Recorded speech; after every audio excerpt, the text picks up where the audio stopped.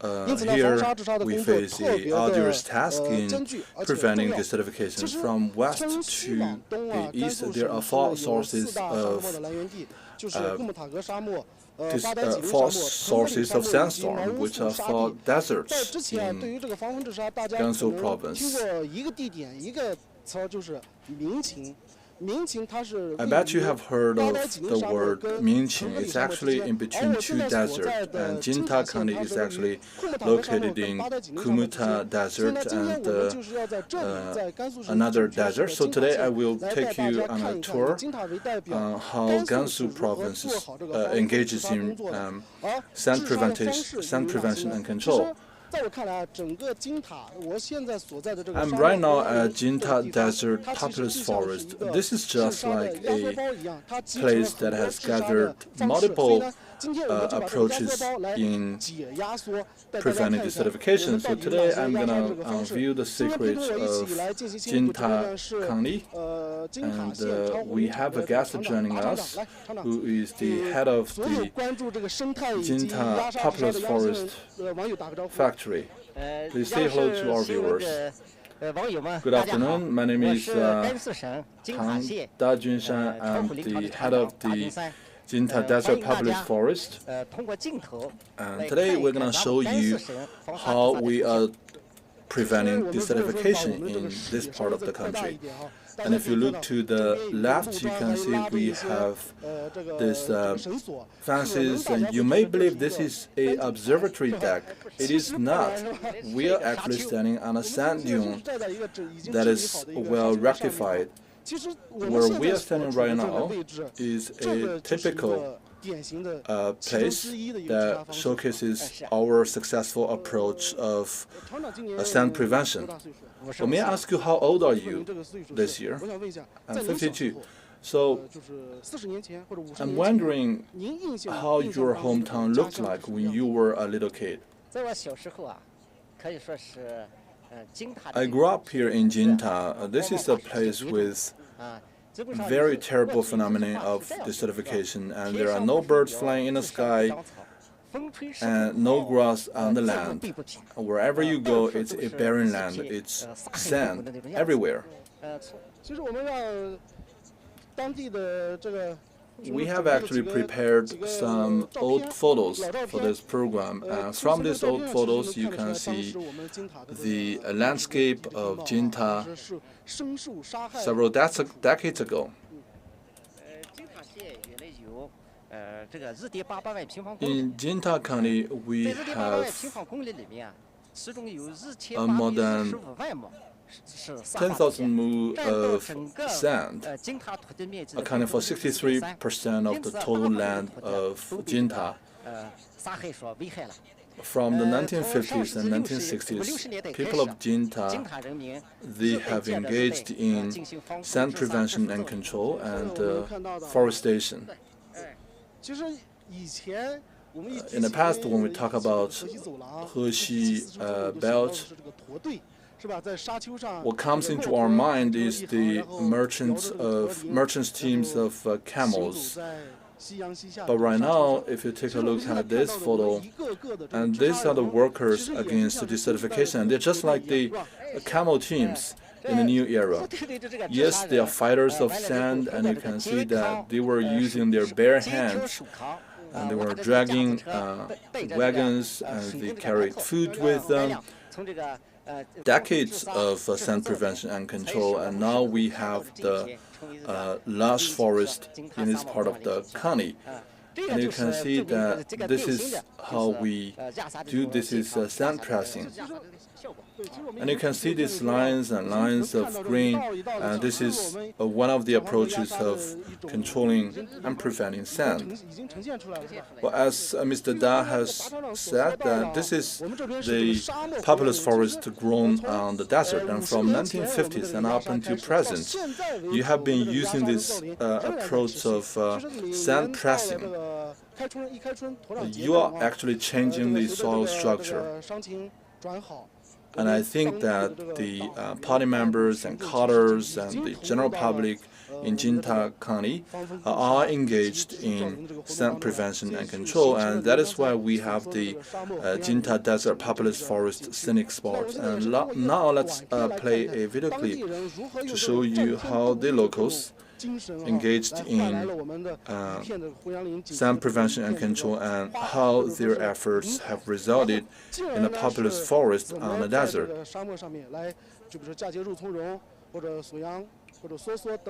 Alright, now we're going to play the clip.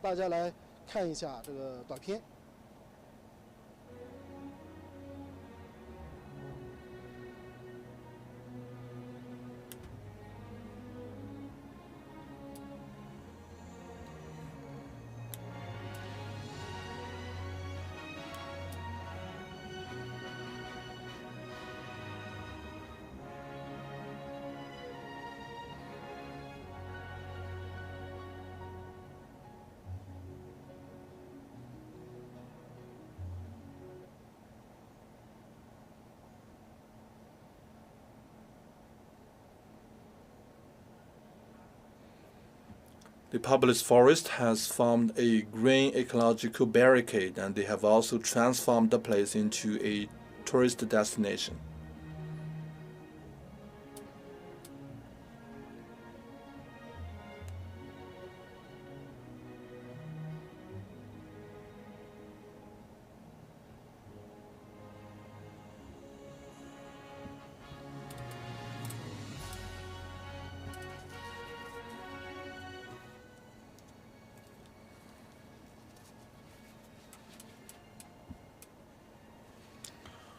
In the past, the sand was the hazard, but right now, sand has become an industry.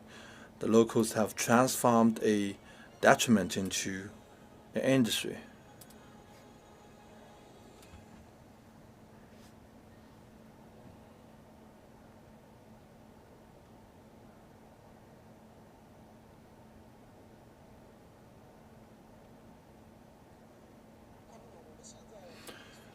So, Mr. Da, we are right now standing on a sand dune, and you are using the approach of a spring debris on the sand. So we have a couple of approaches, and now take a look at the sand. We have a lot of such stones and rocks, and we simply put them on the surface of the sand so that they can press the sand. And because the rocks, they are heavy, and when it rains, the sand wouldn't be blown to somewhere else. So we're simply putting something on the surface of the sand, and because we have the raw materials here.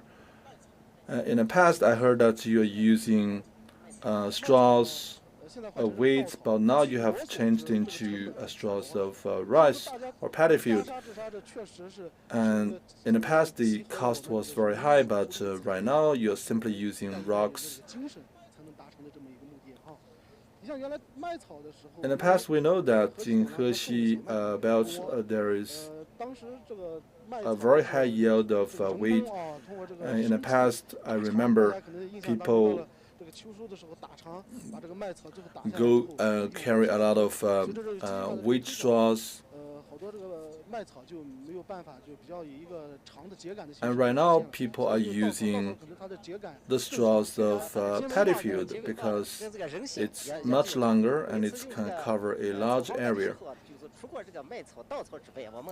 But right now, we have transitioned to wheat and to many other plantations. What is the major difference? What is the major advantage of using rocks? Well, the advantage, of course, lies in cost, because we have plenty of such resources. And take a look at this area, and we're using clay. And when it rains, the clay, they will solidify and they will form a very solid layer, and then it will lock the sand beneath it. So when the wind blows, the sand wouldn't move. If we use the clay, and when you deploy this clay layer, do you spray water immediately? No, we don't need to do that. We can wait for the natural precipitation. And we have another approach of sand prevention and control. Take a look in front of us, and we are using these green nets to consolidate the soil. And we also have long fumes. And we also plant some green plantations, for example, Populus forest, Populus trees, and when they grow up, and they will solidify the soil and protect the soil structure. Okay, can we walk on the surface of the clay? Yes, of course. I can feel the hardness of the ground. Is that right that the clay works best when there is a slope? Yes, it is. So after we spray the clay on the surface of the sand, we can form a small slope. You can take a look at this. This is the grades that we used, and we simply spray the clay on the surface of this grade, and I can tell that in between these grades you actually grow some plants. So the little small grades, they are like the precondition of these little plants, because without them they wouldn't grow. We would simply sow some seeds of plants in the center of every grade, and when they grow up, they will be able to consolidate the soil. And I heard that these plants actually has the span of 3 to 4 years of life, and when they die, they decay, and they would provide nutrition to the soil. Yes. So why would you leave such 1,000 mu of experimental land? Is that because you want the young people to come here to learn how you fought against the sand? Well, the Populus forest is actually at the window place, and the wind blows through this place, and we're located in between two deserts. Each year in spring, there is a strong wind in this place.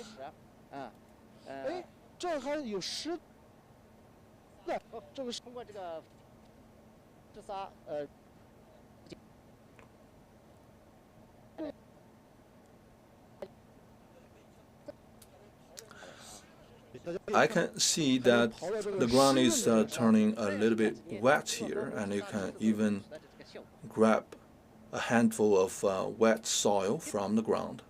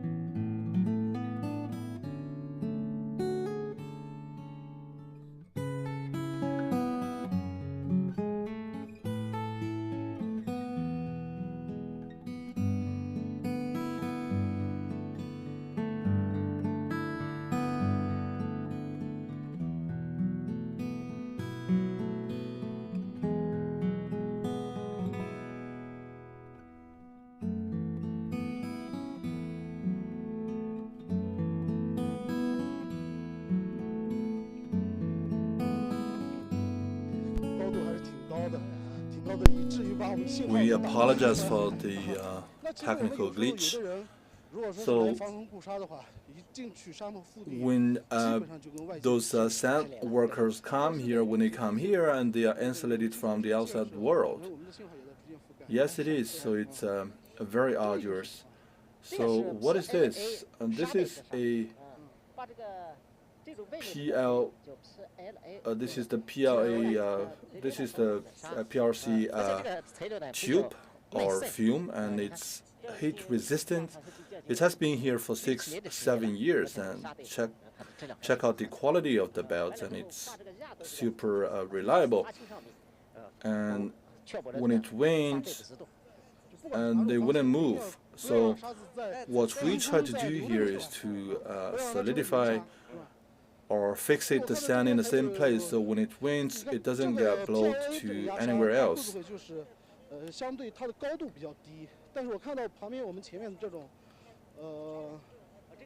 And take a look at the webs or nets in front of us. They are relatively higher than those fumes or belts laying on the ground. So what we do is to deploy a layer of webs. When the wind blows, the sand wouldn't move too far away, and it will be stopped immediately by the web. And this year, for example, when the wind is too strong, and the sand will come to this position. So what we do next year is to pull it up a little bit, and it's also the web is also heat resistant, so we can fight against desertification in this very effective way. So what is the most cost-effective approach? Well, the cheapest way is to use the rocks. But this one here, it's super fast to deploy such webs or barricades. Well, it depends on what kind of landscape you're talking about. We simply put some weights on the sand to fixate the sand. When we were working on the desert populus forest, and we tried to think out a way to industrialize this business, and we want to make it educational. We want the kids to understand how sandstorms came about, and how do we prevent sandstorms, and how do we fix it the sand, and how do we transform the sand into something meaningful, into something that can help the locals to get rich. So we are, on the one hand, fixating the sand. On the other hand, we are also developing the sand industry. So do children come out quite often? Yes, they come here quite often. We have a number of activities that go on regularly. We have students from Shanghai, Shanxi, and Chengdu. When the students come here, we give them some hands-on experiences. We tell them what are the different approaches we have available to contain sandstorms. And this is a giant chapter that we are writing. It is actually written by generations and generations of sand workers who fought against the desertification. We have selected to start our program at 6 p.m. Why? Because it rained a little bit before the program. If we came yesterday, it's scorching hot, so we don't want the kids to work under the sun with this scorching heat. So each and every year, the students, they come here voluntarily to engage in sand prevention and control, and this has become the voluntary action or the shared consensus of the locals, including party members, cadres, and the general mass. We have to start from the young age. Each year in February and March, people come here to press the sand. And right now they're using a lot of weed. And clearly they know what they are doing, and they are very good at it.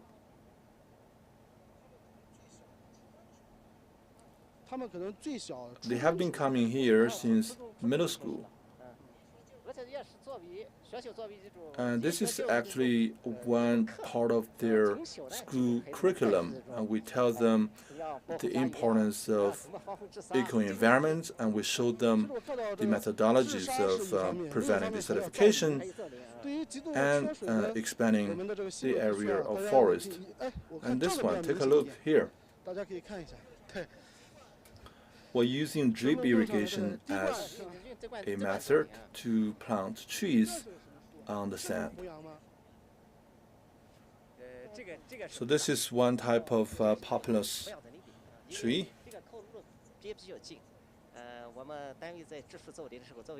A lot of the trees there for landscape purposes in a city, we can grow them here.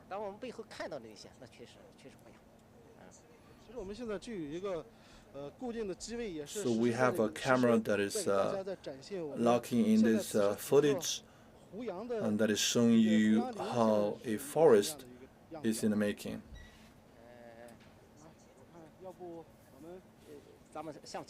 All right. How about we have some conversation with the children? So where does the water come from? Well, the water comes from a well that we dug ourselves. And we have those facilities, so water is not a problem here. So you can see we have grates made of weed, and what you do is to dig a ditch on the sand and then deploy the weed or the straw in the ditch. So let me have a conversation with you. Which grade are you in? I'm in grade 7.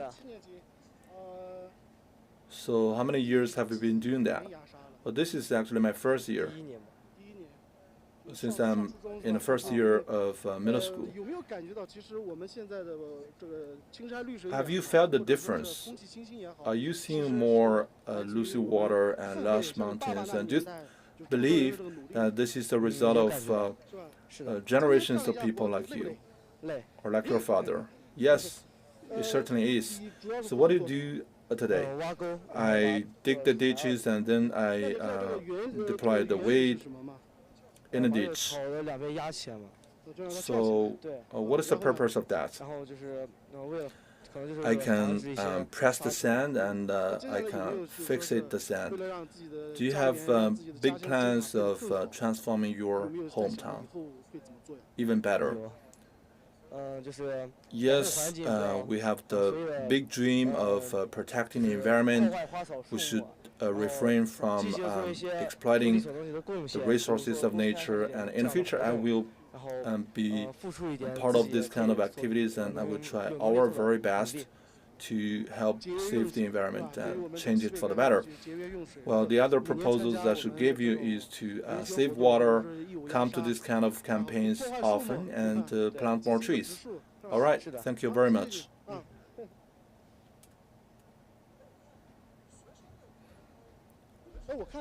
So the students, they are deploying different approaches here, and some are doing the weed grade, and some are deploying the web and net on the ground. So which one do you think is faster? Well, it's actually faster to deploy weed on the ground. Well, let me have some hands-on experience.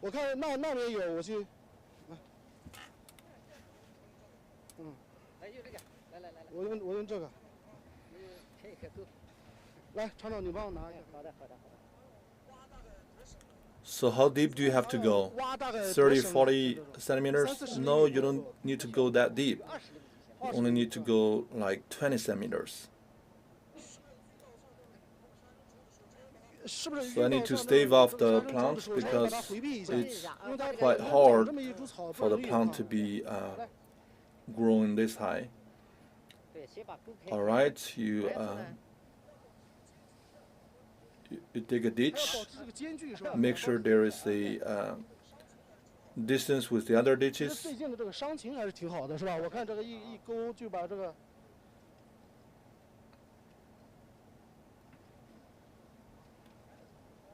All right, very good. And then you need to put the weight or the straw in the ditch.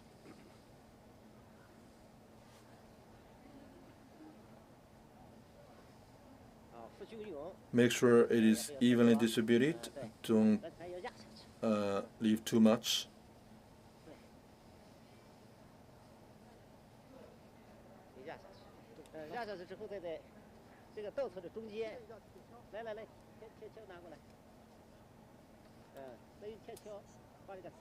And then you need to use the shovel and put some sand on a straw.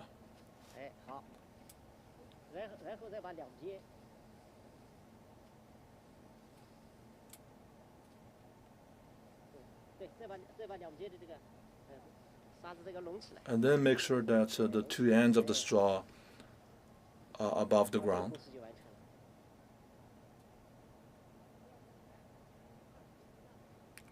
So you have 20 centimeters of the straw beneath the ground, and that is pressed by sand. So when the wind blows, they will block the sand. So the fundamental purpose is to fix it to sand for the circumstances of wind.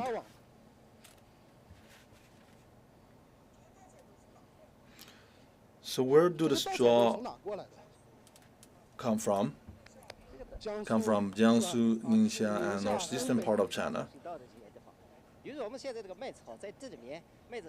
So here in this part of the country, after we have a harvest of rice, the paddy field, the straws they would be left in the field to decay on their own. So we would just simply transport them here to make the most of the resources.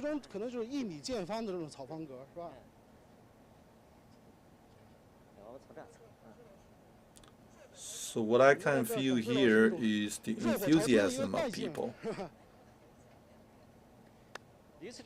And the students, when they come here to get on some hands-on experience, they get educated with the idea of environmental protection. They feel very interested in this kind of activities. There is a strong sense of achievement.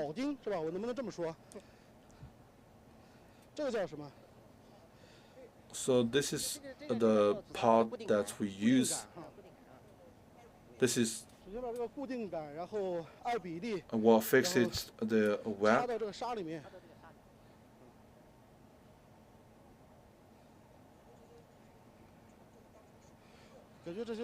So this is like the activity time of the students, and they insert the rod in the sand, and then they wrap the web in between different rods. So it is like they are weaving their great future for their hometown. So it's super easy. It is pre-fabricated, and it's very easy. You just need to plug the rod in the sand, and then put the web on the rod, and then you have a web. So they are doing this under the instruction of their teacher, and we're speaking to one of the teachers. Are you local here? Yes. Have you felt that your hometown has changed for the better over the past 2 decades? Yes, over the past 20 years. Each and every year during the tree planting day, all the people in the county are mobilized, and we are making tremendous progress in containing the sand and in improving the environment.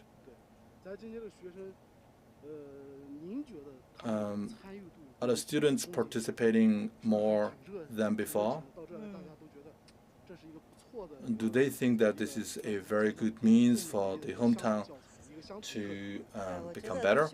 I think this is a very good labor practice, and for them to be part of it, they can help train and shoulder the responsibility that they have for their hometown.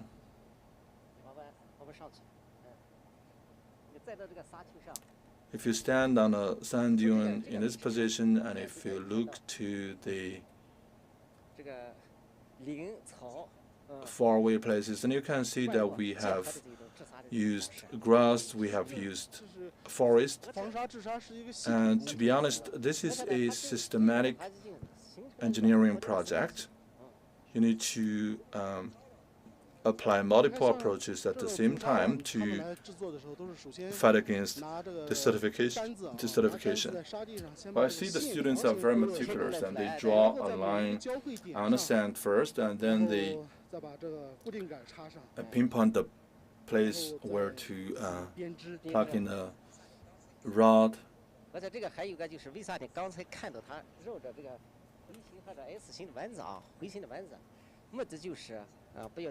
So they have a blueprint in their heart before they come here. And one of the questions I wanted to ask was, they actually go step by step, and if you make mistake with one step, and you wouldn't be able to weave the last patch of the whole picture. So you can see that truly every step is connected. If you look far away, you can see how solid this kind of structure is. And they have been there for many years, and they wouldn't decay, and they wouldn't be covered by the sand. And I can see the league, see the flag of the Communist League, and truly this is a effort that we have been making for many years.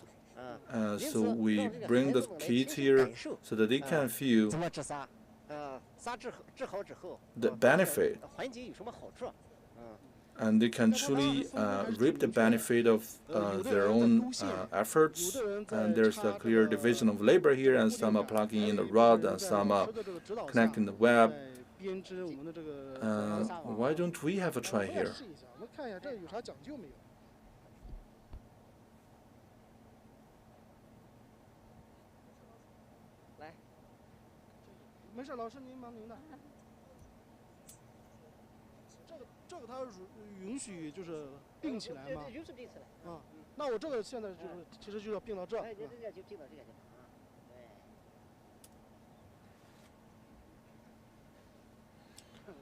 You need to pull it.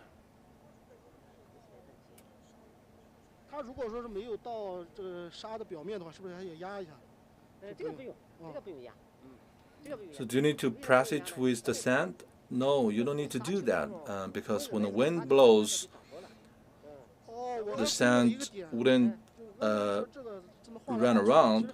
Oh, I forgot one step. You need to apply this cap on the top of the rod so it doesn't move around.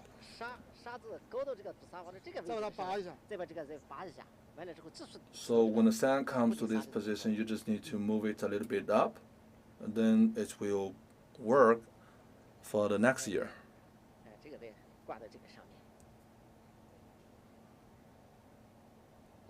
One more cap.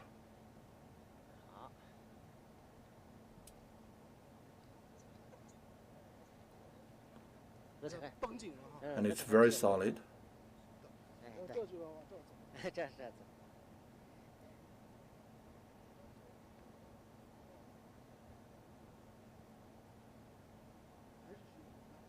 One more cap.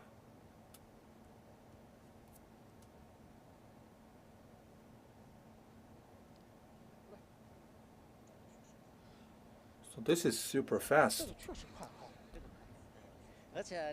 And you don't need to put in a lot of labor work. And this can be done very easily by the children. In 5 years, in 10 years, and they're going to be proud to see the achievement. And they're going to be able to feel the sense of achievement because in 5, 10 years, this area will be transformed into a forest because the sun is fixated.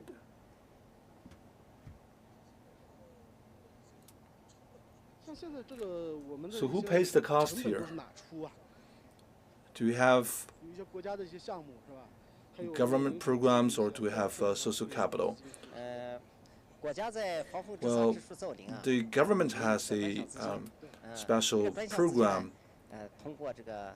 and the budget is allocated to the forest, and then we mobilize all the party colors and the general mass to get engaged in some prevention and control. But also we have people from the society who take the initiative to come here and to get engaged. And so money is too trivial an issue in front of environmental protection, and in front of water and ecosystem. Money is just nothing. Remember, in the old days, people bring their own food here to fight desertification. Each and every year, between March and May, many people would come here on their own to get engaged in sand prevention and control. And they have been doing this for many, many years, for decades, actually. So, Mr. Da, when you are walking around in the forest, no matter when you are standing in the sand dunes or in a forest, or when you go back to the Populus trees and when you see those tall trees, and what are you thinking on your mind? Well, as I told you, when I was a little kid, each and every year in spring, you couldn't open your eyes because it's sand everywhere. It's sandstorm every day. But right now, the eco-environment has changed for the better, and we have less and less sandstorms. And a couple of days ago in Jiuquan, you had the sandstorm, but if you come here, you don't feel the sandstorm. So that is to say that we are feeling the progress with each passing day. I feel most proud of this forest because this is the result of the efforts of the population of the whole county. In the past, it was just desert, but right now it has been transformed into a forest. And the sense of achievement goes beyond words. It is no surprising that we got designated or selected as one of the models with our practice of sand prevention and control. And you have been smiling throughout this entire program. I believe this is out of your passion and out of your love for your hometown. I believe this is the case for all the people in my county. Yes, sandstorms are getting less, but it does not mean that we have no sandstorms. And I believe a couple of days ago, it was 6 p.m. I was in Dunhuang, and suddenly there was this sandstorm. And after a while, I rubbed my face, and it's sand all over the place, all over my skin. And today is June the 17th. It's the 29th World Day to Combat Desertification and Drought. We have to be sober-minded. The journey ahead of us is arduous. Efforts are needed, and we need to carry on and carry forward the efforts for generations to come. And eventually, we have to put our wishes into actions. All right, thank you all for watching, and this is the end of today's program. And I hope that one day you can be part of this very important efforts and campaign of fighting desertification, so that in the northern part of China we can truly build a green Great Wall. Thank you very much.